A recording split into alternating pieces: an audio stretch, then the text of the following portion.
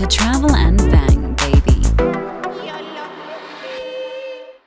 This is Travel and Bang. I am Marky Bravo, the mulatto. It is 12 midnight, and I want to dissect something I think is very important. Every man out there should know this or should be reminded of this, okay?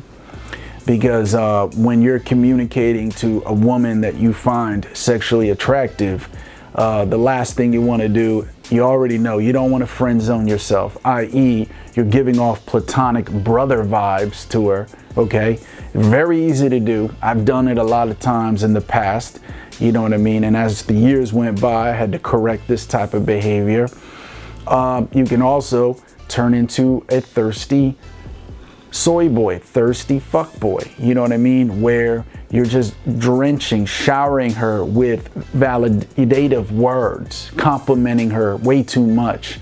You know, oh, you're my goddess, you know, stuff like that, which in the moment she loves it, but then later she starts to realize, oh, you know what I mean? This dries my pussy up like the Sahara Desert. This is not, this turns me off. And then she looks at you as a fanboy. You know what I mean? You become her fanboy. You know what I mean? And the fanboy, 9 times out of 10, usually never has sex with Rihanna. You know what I'm saying? That's just the reality. Okay? So I want to talk about a vital thing to get women going, to get them horny, to get them their mind, their subconscious mind, the wheels start spinning. The hamster starts running on the wheel. You understand? And this is something that it takes a lot of tact. Is art. It's like almost like an art form, but at the same time, you got to cross into an area where you just don't give a fuck. You know what I'm saying? Make a note. Don't do this at work. You already know my policy. Don't try to get laid where you get paid. Listen, in order to get a woman really, really turned on, you have to be willing to risk turning her off. Okay? And I want to read something by one of my favorite book authors, Alan Roger Curry. Okay? He says, it has been in his experience that you will never get a woman really turned on by being safe or cautious with your words and conversation. You have to be provocative. You have to be willing to test the boundaries of a woman's sensuality and sensibilities. This is where bold confidence comes in. The same concept holds true with sex and seduction. Just about every time that I had a woman so aroused to the point where she was dripping wet, it was when my conversation was so provocative and erotically explicit to the point of almost being rude, offensive, vulgar, or disrespectful. Almost. That's the key word, almost. Okay? So basically what he's talking about is this. It's the conscious mind versus the subconscious mind. The conscious mind is the social programming. You know what I mean? And then the subconscious is her raw impulses, her desires, her deep buried desires, right? So you got to be able to, in conversation, take it there. The sooner the better. But at the same time, I'm not saying just walk up randomly to a woman in the grocery store and start saying, sexual innuendos to her. I'm not saying that. See, there's a lot of men who are not, you got to be very understanding about this. When you are conversating, you know what I mean? And within a couple minutes, if you already see there's smiles, there's choosing signals, she's feeling it. She's feeling it. Now this is the time to throw in something to stir the pot, to get the gumbo spicy, okay? See, let's talk about the 3 levels, all right? Let's talk about the 3 levels. When a woman is least aroused, okay, she perceives what you're saying to be boring, improper, unsatisfying, or immoral, or just maybe even painful, okay? When a woman is going to be moderately aroused, okay, by your sexual conversation, then she finds what you're saying, she perceives it to be enjoyable, acceptable, satisfying, and conventional. Okay? That's like, okay, ooh, that'd be fun. When a woman is most aroused, pussy just dripping wet, okay, by your sexual conversation, okay, this is where the mind clashes, okay? This is where the mind clashes between the conscious mind and the subconscious mind. Conscious mind saying, ooh, I don't know, you know what I mean? You know, I never did that before, you know what I mean? Ooh, that's too kinky. That's freaky. Ooh, you know? Versus the subconscious mind that goes, I know I never did this before, but ooh, I bet I would come so hard. That's, you get what her mind is like a yin and yang, the wheel is spinning. Ooh, that's real kinky. And how do I personally say things to get, like, how do you get the green light, right? Like we just discussed, you can't just, you know, throw up this type of stuff in a conversation. Me personally, when I talk, I get what I call, I get the woman to co-sign. I get her green light, where I say, you're not a prude, are you? Most of the time, the women will respond, what do you mean? Said, a prude, are you real conservative? Can I be honestly raw with you? Could I, you know, are you prude? Are you know what I mean? And usually they know what that means. They're like, because most women don't want to be the prude. They don't want to be that way. So a lot of them go like, no, you can, what do you can, I'm open. And that's where she co-signed it. Even if later she a little bit regrets, she just co-signed it. So when I get the green light through the social dynamics of discussion with the woman, that's when I hit her, you know, I start talking about something, you talk about something provocative. You know what I mean? And it could be indirect or direct. Maybe you're telling a story.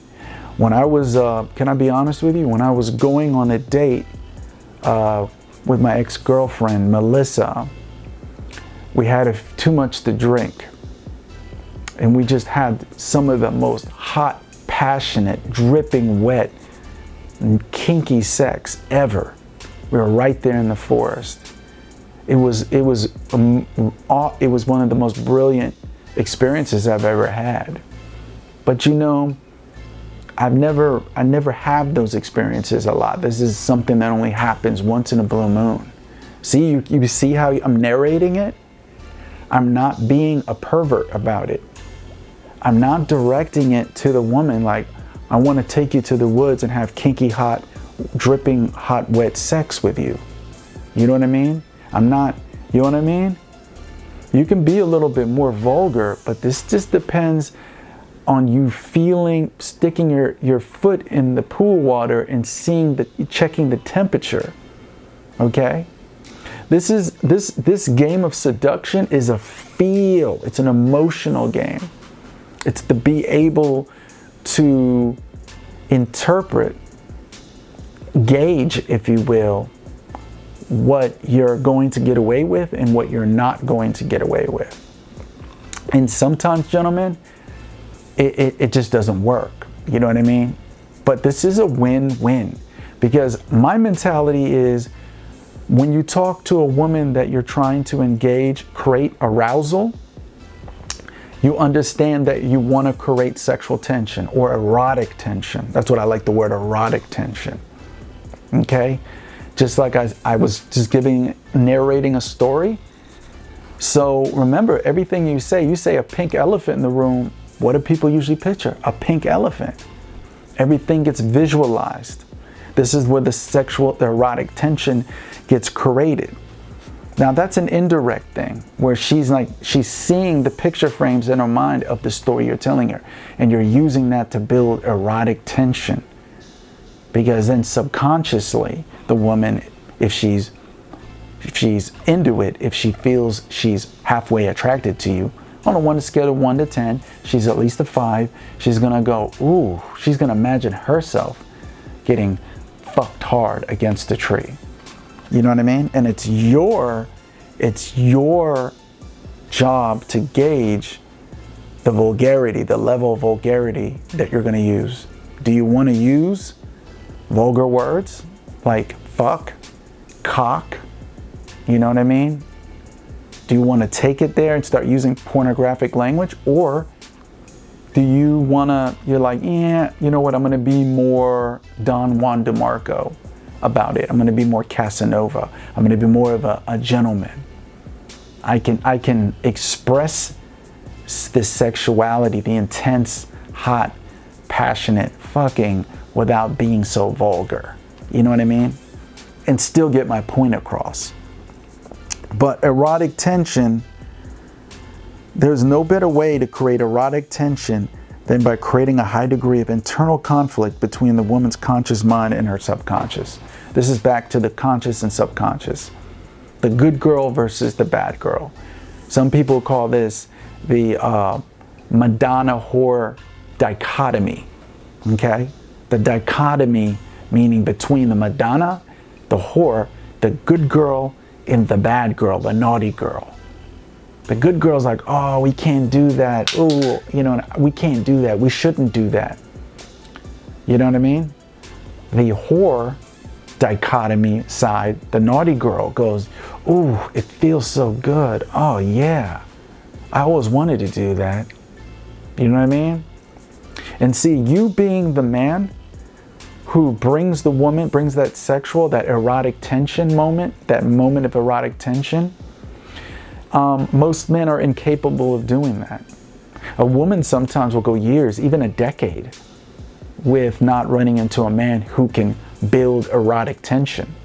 You know the best time when to do what I'm just describing?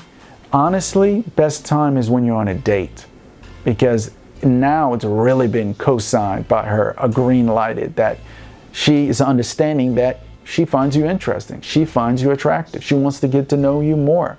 And this is when I like to create the erotic sexual tension between me and the woman. Okay? Some men, you know what I mean? Like if you read the book by Alan Roger Curry, Mode 1, and his book, Say It Again, right? Some men like him can pull it off on a short interaction. You know what I mean? And also it goes back to, it's a win-win. You have to just presume the woman is into the kinky stuff, the naughty stuff that you're into, right? Just pretend she is.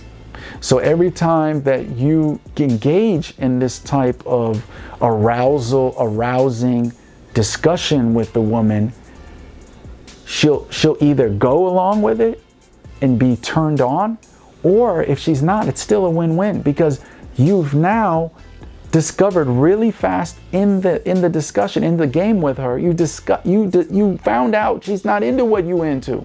She's not attracted to you. She's not feeling it. So this is what we talked about, where there's knuckleheads out there, men, they think that somehow, some way, no matter what, they can get the woman to be into them. Listen, gentlemen, attraction isn't a choice. It's there and you can build on it, or it's not there and you want to find out as soon as possible if she's just there for the validation and she doesn't want to be intimate with you, sexually intimate, so you can discard her. So you can stop focusing your attention on a woman or women that do not want to be sexually intimate with you.